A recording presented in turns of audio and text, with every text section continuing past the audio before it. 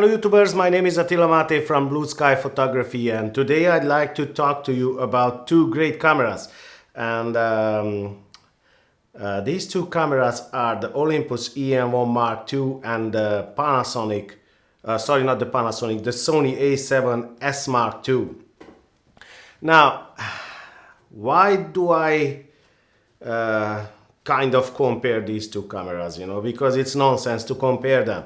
Well, I made a video not too long ago about the Panasonic Lumix GH5 and the Olympus EM-1 Mark II, and I got a comment over there, and Silvia Gonzalez, I hope that I pronounce your name well, sorry, if not, I'm sorry about it. So Silvia Gonzalez asked me if I can compare the Olympus EM-1 Mark II with the Sony a7S Mark II. Now, I answered her and I told her that it would be too long,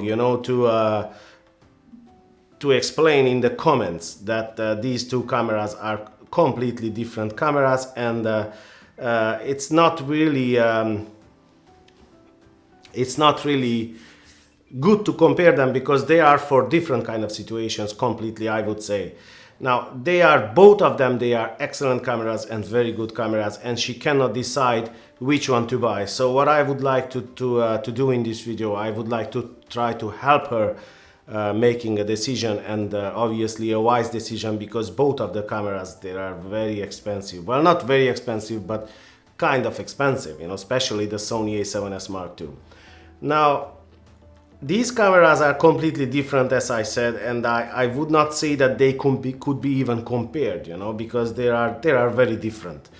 And the Sony has some strong advantages on one side, and the Olympus has some strong advantages on the other side. So what I would do is I would like to discuss over here the Sony advantages and then the Olympus advantages.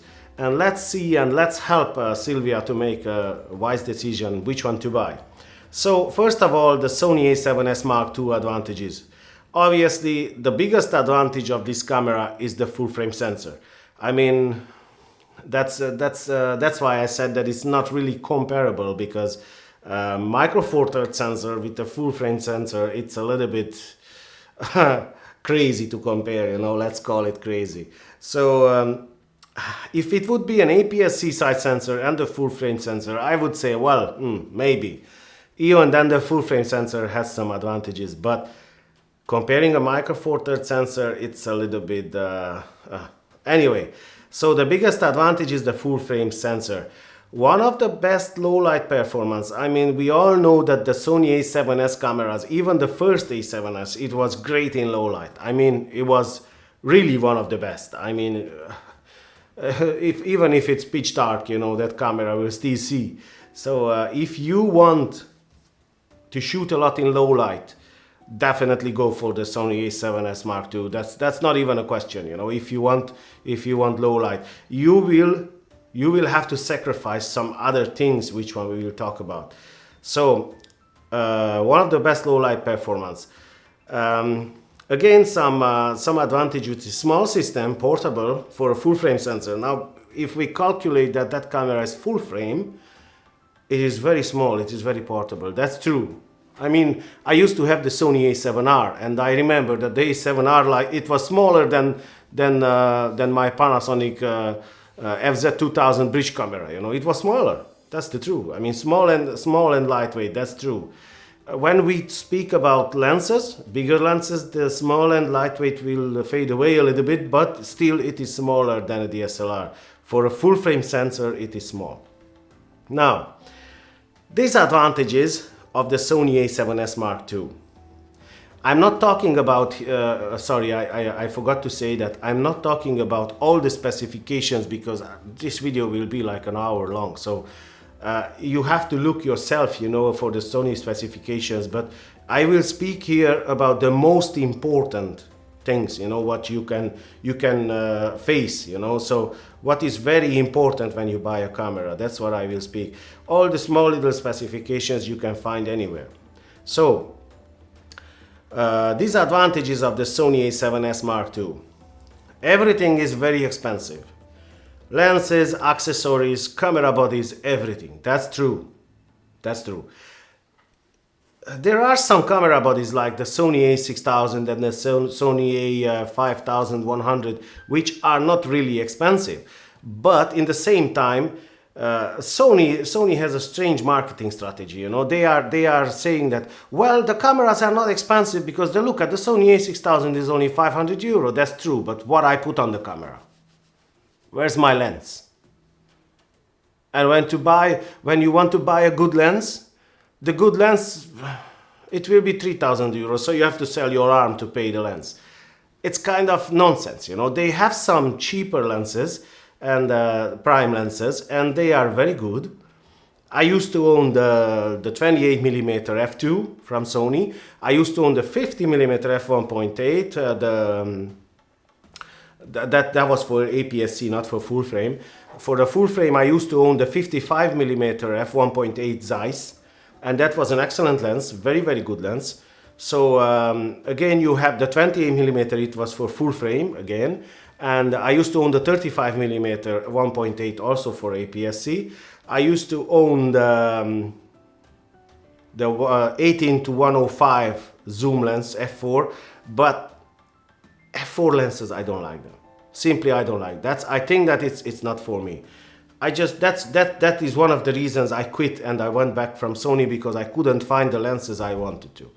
I think that lens selection is much more important than camera bodies, and you have to be aware of that with Sony you will have difficulties to find great lenses. You can get great lenses like the G Master lenses, but they are very, very expensive, very expensive. I mean, much more expensive than Canon, Nikon, whichever you want. Anyway, so smallish lens selection.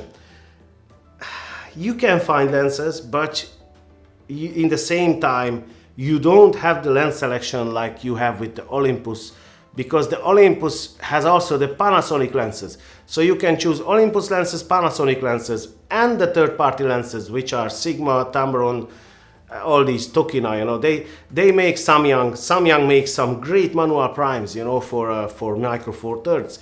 So the lens selection will be bigger with the Olympus. Sony has a smallish lens selection. I know Sony fanboys now, they will get mad and they will attack me, because why do I say that it's small? It is small, period. There is no other, I mean, I could say that, well, you know, like this. No, the truth is that it is small. And that's it. Okay, so you can't really find third-party accessories for the Sony cameras or lenses.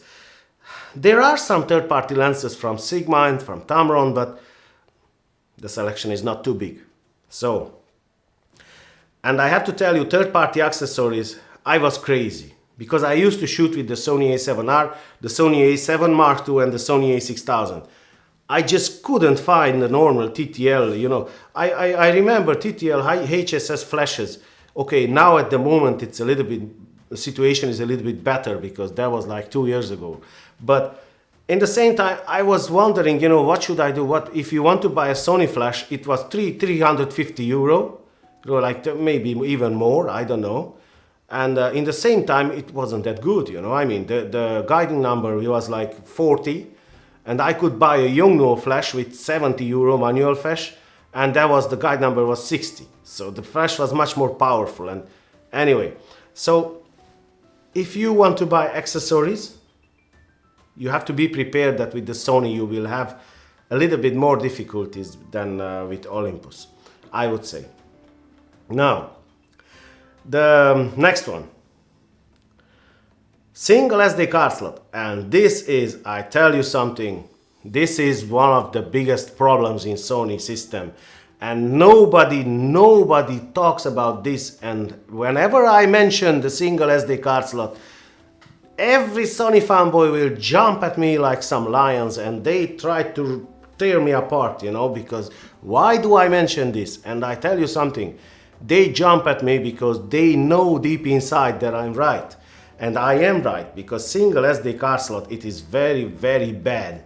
And it would be very important to include the dual SD card slot. You can see that every camera manufacturer who gives a little bit mind, you know, to their cameras, they try to include the dual SD card slot. Let's see Olympus, let's see Panasonic, let's see Fujifilm, let's see all of them. They include the dual SD card slot in the flagship cameras. Unless Sony, where the Sony a7R Mark II, it's almost a €3,500 camera with single SD card slot. That's nonsense. That's completely nonsense. The a7S Mark II is not a difference, you know, it's the same story. So this is a very, very, very big disadvantage. And I have to tell you, if you want to work professionally in the future, maybe you are not now, but in the future, if you want to work professionally, I would advise you very strongly to watch what you buy, because what you buy now, you should be able to use in the future. So in the future, if you want to work professionally, if you want to get money for your work, you must be sure that your video footage or your photos are safe. And with Sony, it's not safe. And I can tell you, because in a few days I will make a video about the SD card failure that happened to me a few days ago, just a few days ago, a week ago or something. And it happened. And I lost all my video footage because I used to use the Panasonic FZ2000 that has only one SD card slot. And I lost my footage. So it is very, very important. Again, less megapixel if you want to print bigger. Sony a7S Mark II is 12 megapixel versus the Olympus is 20 megapixel. It's a big difference. I know it's a full frame sensor. I know that it's in low light, it's better, the dynamic range is better, I know that. But when we talk about prints has megapixel and megapixel, that's it. Pixel count, what is important. If you want to print bigger, larger pixel count, it is an advantage. And nobody can deny that. So 20 megapixel is an advantage over 12 megapixel, even in the sense that if you shoot a 20 megapixel photo, if you want to crop a little bit, you can crop in, but the 10 megapixel you can't really crop in. I don't say that 12 megapixel is not enough if you want to print like, I don't know, 16 by 10 or something like that. It will be fine, completely fine. But honestly, I'm not really sure if I would go like 20 by 13 or something like that size, 20 by 14 or something like that size. I wouldn't be sure. I don't know. I never tried it, so I cannot say that I have experience with it. But 12 megapixel for me, it's a little bit. If you crop in, you know, and it's not really good. So if you are more video oriented than photo oriented, obviously the 12 megapixel is more than enough. And if you just want to print small, you know, that's not a big issue. Now, let's talk a little bit about the Olympus advantages over the Sony a7S Mark II. Now, the first, and I would say the most advantages are in photo mode, not in video mode. In video mode, the Sony a7S is a kind of a video-oriented camera. So, all the advantages will be in photo mode. Now, the first is a faster shooting, high frame rate. That's true. I mean, the Olympus is shooting with crazy frame rates, you know, like it's 12, 15 frames per second, you know, and I don't know. I don't know exactly now, I don't remember, but if you check on the specifications, that's more than enough for you anyway, in any situation. It can be sports, birds, wildlife, whatever. Those frame rates are more than enough. The Sony is not as good in this. More megapixel, 20 versus 12. Like I told you this like a last big advantage with the Sony. 20 megapixel, it's 20 megapixel, and that's it. Bigger native lens selection, that's true again. Like we discussed before with the Sony lenses, Olympus can use the Panasonic lenses as well and the third-party lenses. So it has bigger lens selection in and period. Nobody can discuss that, you know, like.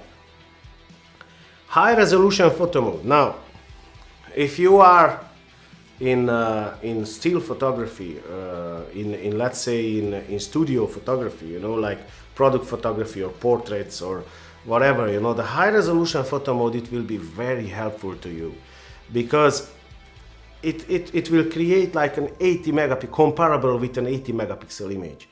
I mean, that's very, very good, I have to tell you. Now, if you are shooting moving subjects like sports or something, you cannot use the high resolution photo mode, only if the subject is still. But in those situations like landscapes, architectural photography, you know, and portrait photography or studio photography, these kind of things, you know, the high resolution photo mode will help you a lot. Faster autofocus, that's true. The Sony a7S has decent autofocus, but it's not comparable with the Olympus's autofocus. If you want tracking, if you want something like that, definitely the Olympus is better than the Sony. And it's not even comparable, I would say. Sony autofocus, it's very good in video, in live view mode. It's excellent, but it's not as fast as the Olympus autofocus. So I think that most importantly, you have to decide what would you like to do with these cameras. If you want to go more in photography and less in video, don't choose the Sony, I would say, because it's the Olympus has better characteristics in still photography than in video. Now, if you want more video and less photography, choose the Sony a7S, because the lens selection what Sony has, it's good enough for video. I mean, if you want to do video, you really need like 2-3 lenses and that's it, you know. You will have the 16 to 35 f4 size, you will have the 24 to 70, and if you have money, you can buy the 70 to 200 f2.8, the G Master, and that's it. But in the worst case scenario, you can use the 16 to 35 and the 24 to 70 for a long period of time. And f4, it's okay in video, I'm talking about, because the Sony a7S, you can go with the ISO crazy. You can crank up the ISO how much you want. And that's it, you know, it's not a big issue. So if you are more in video, choose the Sony, definitely. That's not an issue. You will have disadvantages, like I said, the single SD card slot. If you want to do professionally, you might end up in trouble because you lose your footage. Now that's true.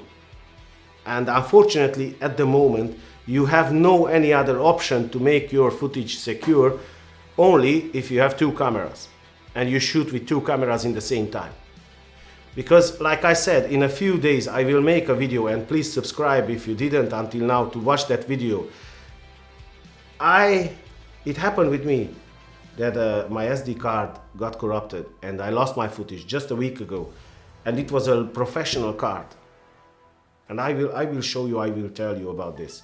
So if you want to shoot professionally, definitely the Olympus, you know, because the Sony doesn't have.